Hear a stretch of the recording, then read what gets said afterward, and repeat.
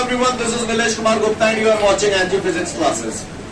Well, पिछले term पे हम लोगों ने रोटेशनल मोशन वाइंड अप कर दिया था, यानी कि चैप्टर नंबर 7 हम लोगों ने खत्म किया था। आज से हम लोग चैप्टर नंबर 8 शुरू कर रहे हैं, जिसका नाम है ग्रेविटेशन। ग्रेविटेशन वर्ड आपने अपनी लाइफ में कभी सुना है पहले? yes, sir. सुना है नहीं सुना है? सुना है ना? गांव वालों लिसन, जैसे फॉर एग्जाम्पल मान के चलिए ये अर्थ है, अर्थ है। अर्थ के सरफेस पे आपने यहां से कोई पत्थर उछाल दिया तो आसमान में चला जाता है, लौट जाता है। क्योंकि जब आप इसे उछालते हो तो ये बॉडी इस बॉडी को अपनी तरफ क्या करने की कोशिश करती है? अट्रैक्ट करती है। सही बोल रहा हूं? और ग्रेविटेशनल फोर्स की वजह से ये वापस जमीन पे आ जाता है। आ जाता है कि नहीं आ जाता है? आ जाता है या नहीं आ जाता है? हाँ, क्लियर है? तो किसी पट्टे ने अगर मुझसे पूछ लिया ग्रेविटेशन होता क्या है, तो भैया gravitation is the force of attraction. क्या बोला मैंने? हाँ, gravitation is the force of attraction which is acting between the two bodies of the universe. Universe की किन्हीं भी दो बॉडीज के बीच में जो अट्रैक्शन फोर्स लगता है, that attraction force is called gravitational force. Clear है? अर्थ सन के चारों तरफ घूम रही, नहीं घूम रही ना? आज सन के चारों तरफ घूम रही है। लिसन एवरीवन, ये सन है, सन के चारों तरफ ये अर्थ घूम रही है। क्लियर? तो ये दो अलग अलग बॉडीज है। क्लियर? इन दोनों बॉडीज के बीच में जो अट्रैक्शन फोर्स लग रहा है, इसी अट्रैक्शन फोर्स को हम लोग क्या बोलते हैं? Gravitation force. क्लियर? कोई पूछे व्हाट इज ग्रेविटेशन, तो हम उसे बोलेंगे लाला, gravitation is the force of attraction which is acting between the two bodies of the universe. कहा कही मैंने?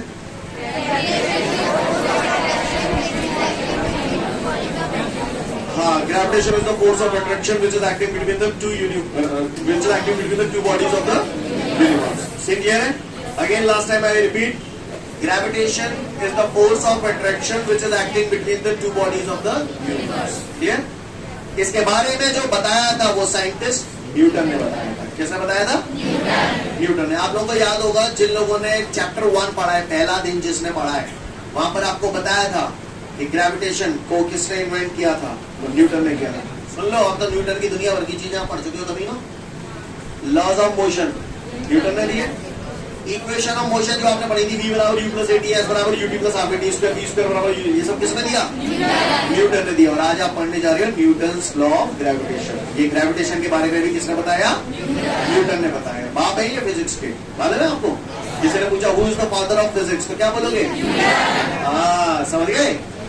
Who is the father of botany? Who is the father of botany? Botany पहली बार सुन रहे हो वर्ड? बायो वाले बता सकते हैं who is the father of botany? टिंडे, Theophrastus. Clear? And who is the father of zoology? Aristotle. आग लगन दो, मेरे ग्रेविटेशन याद है या बनने? Gravitation is the force of attraction which is acting between the two bodies of the universe. Clear? इसके बारे में किसने बताया? फटाफट पढ़ लो फिर पूछूंगा। इसके बाद हमारे सामने अगला क्वेश्चन है, define Newton's law of gravitation. Look everyone, Newton's law of gravitation में न्यूटन ने फॉर्मूला दिया F is equal to G m1 m2 upon r²। दिया? मैंने 2 मिनट पहले आपको बोला था gravitation is the force of attraction which is acting between the two bodies of the universe. तो भैया यूनिवर्स की दो बॉडी जी रही, एक बॉडी जी रही, एक बॉडी जी रही। इस बॉडी का मास मैंने मान लिया m1, इस बॉडी का मास मैंने मान लिया, और इन दोनों के बीच का डिस्टेंस है r। What is R? Distance between the two bodies. What is R? Distance between the two bodies. और M1 M2 क्या है? Masses of the two bodies. क्या है? Masses of the two bodies. हाँ, सी क्लियर है? यहाँ पर इन दोनों masses का क्या कर रहे हो? मल्टीप्लाई, प्रोडक्ट कर रहे हो, है ना? कर रहे नहीं कर रहे? R क्या है? Distance between the two bodies. R क्या है? R का क्या कर रहे हो आप? स्क्वायर कर रहे हो। Listen everyone, according to the Newton's law of gravitation, the force of attraction which is acting between the two bodies is directly proportional to the product of their masses and inversely proportional to the square of the distance between them. समझ में आई ना? अगर मुझे formula याद है तो पूरी definition में बना सकता हूं. ये फॉर्मूला मुझसे चीख चीख के इस बात को कह रहा है कि भैया F is directly proportional to M1 M2. Yes or no? Equation number 1. ये फॉर्मूला मुझसे चीख चीख के कह रहा है F is inversely proportional to R square. Equation number 2. Combining both the equation. Combining both the equation. दोनों equations को मैंने combine किया तो it becomes F proportional to M1 M2 upon R square. और ये बात मैंने बचपन में पढ़ी है कि जब भी proportional का साइन हटाते हैं constant आता है. तो यहाँ पर G is the proportionality constant known as gravitational constant. क्या बोलते हैं G को? Gravitational constant. तो फाइनली इसके बाद हमारा ये स्टेप आया F is equal to GM1 M2 upon R square. Clear? F क्या है? F क्या है? फोर्स या फोर्स ऑफ अट्रैक्शन या force of attraction which is acting between the two bodies या force of attraction which is acting between the two bodies of the universe. कुछ भी बोल दो पर मिला के फोर्स ऑफ अट्रैक्शन समझ में आता है ना? Listen everyone. According to the Newton's law, the force of attraction which is acting between the two bodies is directly proportional to the product of their masses and inversely proportional to the square of the distance between them. Clear है? बात समझ में आ रही है? Again I repeat, according to the Newton's law, the force of attraction which is acting between the two bodies is directly proportional to the product of the two masses and inversely proportional to the square of the distance between them. कहानी समझ में आ रही है? अगर मुझे formula याद है तो मैं स्टेटमेंट बोल सकता हूँ. बोल सकता नहीं बोल सकते हो? बोल सकते हो? या G क्या है? हाँ, G एक प्रोपोर्शनलिटी कांस्टेंट है जिसे हम लोग ग्रेविटेशनल कांस्टेंट के नाम से जानते हैं. इसकी वैल्यू फिक्स होती है और बिल्कुल आपको घुटी घुटाई याद होनी चाहिए. इसकी वैल्यू होती है 6.67 into 10 to the power minus 11 newton metre square upon kilogram square. बिल्कुल बांट के दी जाना. ओटी वगैरह में बहुत पूछी जाती है. क्लियर? किसी पट्टे ने पूछा कि अरे फलाने ग्रेविटेशनल कांस्टेंट की वैल्यू क्या होती है, तो फलाने कहा कहेंगे 6.67 into 10 to the power minus 11 newton metre square पर किलोग्राम स्क्वायर. कहानी समझ में आ रही है?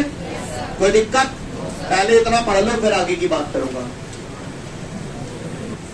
यहाँ पर कैपिटल G को हम लोग ग्रेविटेशनल कांस्टेंट बोलते हैं और इसकी वैल्यू फिक्स है 6.67 into 10 to the power minus 11 newton metre square पर किलोग्राम स्क्वायर. इसके बारे में साइंटिस्ट कैवेंडिश ने बताया था. अगर बाई चांस ओटी वगैरह आ जाता है, वैसे इतना पूछेगा नहीं पर पूछ लिया तो बताना. क्लियर? ग्रेविटेशनल कांस्टेंट के बारे में किसने बताया? साइंटिस्ट कैवेंडिश ने. आपके नोट्सों में लिखा भी हुआ है शायद, है ना? लिसन एवरीवन, ये वैल्यू तो आपको कंठस्थ याद करनी पड़ेगी. इसके बगल से इसकी यूनिट लिखी है newton metre square upon kilogram square. अगर बाई चांस आपको कंफ्यूजन होता है या आपको लगता है कि इधर उधर हो रहा है तो आप इसे निकाल भी सकते हो यूनिट को. कैसे निकालेंगे वो मैं आप लोगों को बतलाता हूँ. मैं बतला रहा नालायक हो. मैंने अभी अभी ताजा ताजा फॉर्मूला पढ़ा है. F is equal to GM1 M2 upon R square. जी तो पढ़ाओ करना भाई. F is equal to GM1 M2 upon ऐसा हम सब लोग जानते हैं. यस और नो? अब मुझे ग्रेविटेशनल कांस्टेंट की यूनिट निकालनी है. किसी की तो यूनिट निकालनी है. आप निकालें. R स्क्वायर को जालन पहुंचा दो. M1 M2 तरे में ले आओ नीचे. ले आओ नहीं ले आओ? कहा बच्ची को? तो कैपिटल G बराबर F फोर्स है. F फोर्स है. क्या यूनिट है फोर्स की? न्यूटन. आप महान हैं, आप धन्य बच्चे हैं. R क्या है? डिस्टेंस टाइम में नपेगी. लीटर. अरे तो चिल्ला क्या रहे हो तुम? डिस्टेंस मीटर में नापते हैं. स्क्वायर लगी तो स्क्वायर लगा दूं. M1 मीटर है. गड़बड़ी बनेगी बच्चे. M1 और M2 मासेस हैं. M1 M2 क्या है? M1 मास है तो मास की यूनिट क्या होगी? किलोग्राम. M2 भी मास है. किलोग्राम. Kilogram kilogram. देखो ये आ गया. देखो ये आ गया. क्लियर? तो newton metre square upon kilogram square. Clear? कैसे यूनिट आई है बात समझ में आ रही है? इनकेस अगर यूनिट में गड़बड़ हो रहा है तो अपन निकाल सकते हैं यूनिट को, बाकी वैल्यू तो आपको याद करनी पड़ेगी। 6.67 इंटू 10 टू द पावर -11। आगे बढ़ जाऊं? सीन क्लियर है यहाँ तक सभी को? इसके बाद हमारे सामने अगला क्वेश्चन दे रहा है, on the basis of Newton's law of gravitation define universal gas constant. Are you ready guys? इतना आप लोग पढ़ ले गए हो, अब आप ही लोग बताना, ठीक है? मैं कुछ इशारे करूंगा, अपने आप समझ जाना है। मुझसे कह रहा है on the basis of Newton's law of gravitation. क्या? On the basis of Newton's law of gravitation, यानी कि वो बात कर रहा है इस फॉर्मूले की, F is equal to Gm1 m2 upon r। इसकी बात कर रहा है ना? वो कह रहा है on the basis of Newton's law of gravitation define universal gas constant. इसकी डेफिनेशन पूछ रहा है। He is asking you about the definition of gravitational constant on the basis of this formula, right? वो बोल रहा है on the basis of Newton's law of gravitation define universal gas constant। इसकी definition पूछ रहा है। क्लियर? कान फैला के सुन लेना, अगले 2 से 3 मिनट, उसके बाद पूछूंगा। तैयार है? चलिए देखते हैं। डेफिनेशन तो अपन ने अच्छे इनकी बना दी। किसी भी डेफिनेशन को बनाने के लिए हम चीजों को क्या मान लिया करते हैं? हम यही तो मानते नहीं मानते। आइए, जब मैंने ये समझाया था तो मैंने ऐसे 2 बॉडीज बनाई थी नहीं बनाई थी? इनके मास m1 m2 थे नहीं थे? इनके बीच में डिस्टेंस कितना था? था नहीं था, r स्क्वायर नहीं था, r था। r कितना था? r। सही क्लियर? मुझसे कहा जा रहा है कि मैं ग्रेविटेशनल कांस्टेंट की डेफिनेशन बताऊं। किसी भी चीज की डेफिनेशन को जब हम बनाते हैं तो बाकी की सारी चीजों को 1 1 1 मान लिया करते हैं। ऐसा आप लोग स्टार्टिंग से मानते चले आ रहे थे, तो सीख ही गए होंगे। क्लियर? हाँ, तो 1 1 1 मानते हैं। तो मैंने m1 बराबर m2 बराबर 1 किलोग्राम मानते हैं। समझ गए? जहां का मतलब मैं जहां मैं 2 बॉडी ले रहा हूँ 1 किलो की, 1 किलो की, 1 किलो की, 1 किलो की 2 बॉडी ले लें। r बराबर 1 मीटर। तो इसका मतलब दोनों बॉडीज के बीच का डिस्टेंस कितना है? 1 मीटर। यहां पर I have considered 2 bodies of masses 1 kilogram which are placed at a distance of 1 meter. Clear? Here I have considered 2 bodies of masses 1 kilogram which are placed at a distance of 1 meter. Clear? इसे मैं ऐसे भी बोल सकता हूँ। 1 को हम लोग और क्या बोल सकते हैं, आप ही बताओ? यूनिट का मतलब 1 होता है ना? Here we have considered 2 bodies of unit masses and they are unit distance apart. Unit distance apart मतलब 1 मीटर दूर रखिए। नहीं है मेरी बात समझ में? सीन क्लियर है? काउगे को परेशानी? यहाँ पर मैंने क्या कंसीडर किया है? Here I have considered 2 bodies of unit masses which are placed at unit distance apart. Scene clear है? बात समझ में आ रही है? किसी को कोई दिक्कत? आगे बढ़ जाऊं? के? तो सुनो भैया, ये वैल्यू उठा के यहाँ धर रहा हूं। मैं धर रहा। F is equal to G m1 और m2 दो 1 की जगह 1 धरेंगे, वो तो 1 इंटू 1 को मल्टीप्लाई G पे जाओ तो कौन सी तुम चल जाएगी? G आ जाओ अपॉन R की जगह 1 का स्क्वायर 11 खत्म। अच्छा, 1 ही नहीं, वो अपॉन में 1 रखेंगे, वो तो कौन सी तुम चल जाएगी? अपॉन में 1 लिखो, जरूरी है का? नहीं हो तो बताओ ना, नहीं तो फिर सुनो। क्या है ये? Gravitational constant. क्या है ये? मैं उंगली रखता जा रहा हूँ, आप ही बोलते जाना। Is equal to the gravitational constant is equal to the force of attraction. कितने समझ आया? Gravitational constant is equal to the force of attraction.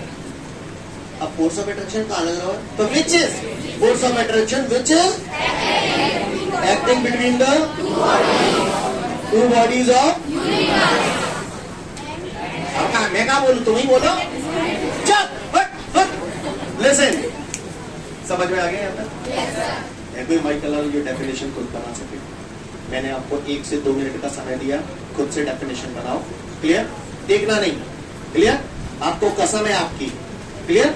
देखना नहीं, खुद पढ़ो, खुद समझो, खुद बनाओ, और फिर जिसको लगे कि हमारी डेफिनेशन बन गई है, आप खड़ा करते बातें में सुने नहीं, ठीक है। मैं देखना तो चाहूं कि जरा कितना बना पाते हैं आप, ठीक है। तो तैयार, सुनाइए आप, हाँ सुनाइए, खड़े हो जाइए।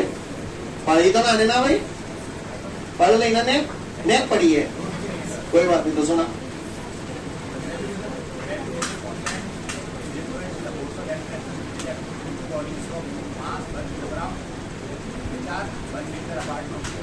बस वेरी गुड, सिंपल, बन गई डेफिनेशन, बस यही तो है।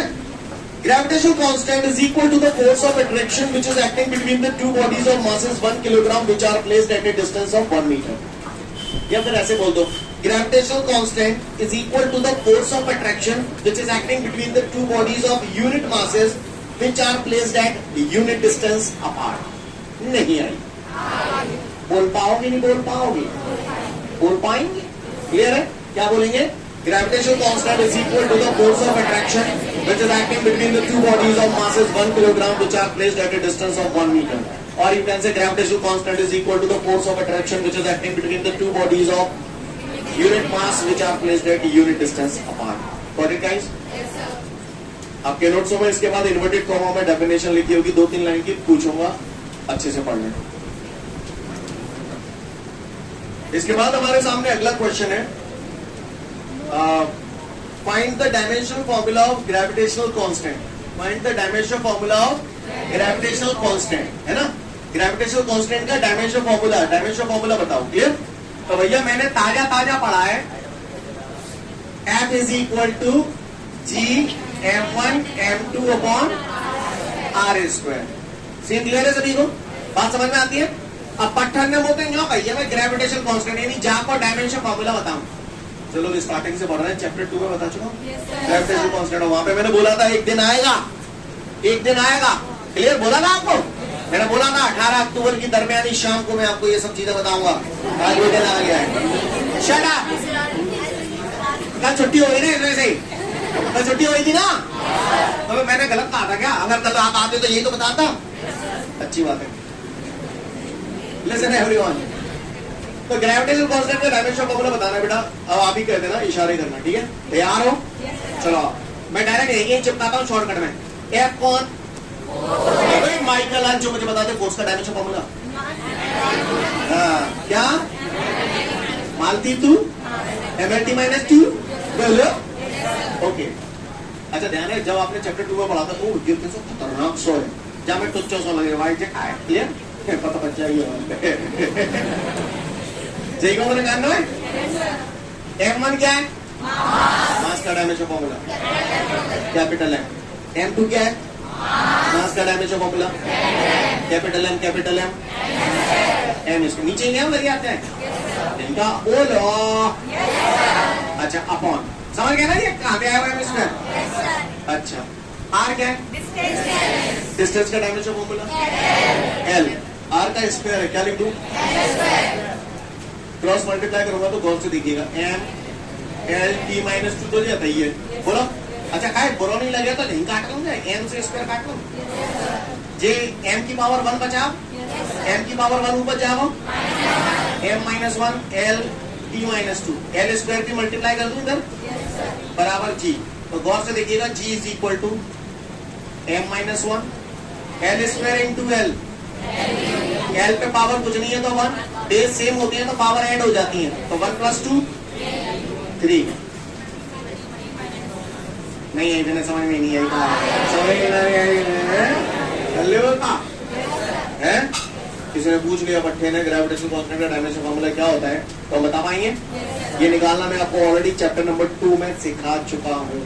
याद है मैंने आपको बोला था जितने भी डायमेंशन फॉर्मूला आप सीख रहे हो यहाँ पर, वो एक एक करके आपके आगे आने वाले चैप्टरों में आते जाएंगे। वो आप नोटिस कर रहे हो, एक एक करके वो सारी चीजें आती जा रही हैं। क्या आपका चुनाव नोटिस कर पा रहे हैं? कर पा रहे हैं? देख लो डायमेंशन फॉर्मूला, आप समझ जाओगे। इसके बाद हमारे सामने अगला जो एक नोट दिया है, देखा भैया, न्यूटन्स लॉ ऑफ ग्रेविटेशन। यहाँ पर आप लोग पढ़ रहे थे कि दो बॉडीज थी, दो बॉडीज के बीच कुछ डिस्टेंस था, तो उनके बीच में एक अट्रैक्शन फोर्स लग रहा था। सही बोला, यही पढ़ा हमने ग्रेविटेशन फोर्स में, हमने यही पढ़ा। ग्रेविटेशन होता क्या है? It is the force of attraction which is acting between the two bodies, clear. दो बॉडीज के बीच में अट्रैक्शन फोर्स लगता है उसी को आप ग्रेविटेशनल फोर्स बोलते हो। लेकिन अगर दो बॉडीज के बीच का डिस्टेंस 10 एंगस्ट्रॉम से कम हो जाए तो ये लॉ फेल हो जाएगा। क्लियर? यानी ये इसकी एक लिमिटेशन है। लिमिटेशन मतलब समझते हो? हाँ, कमियां, एक बाउंडेशन है इसकी। क्लियर?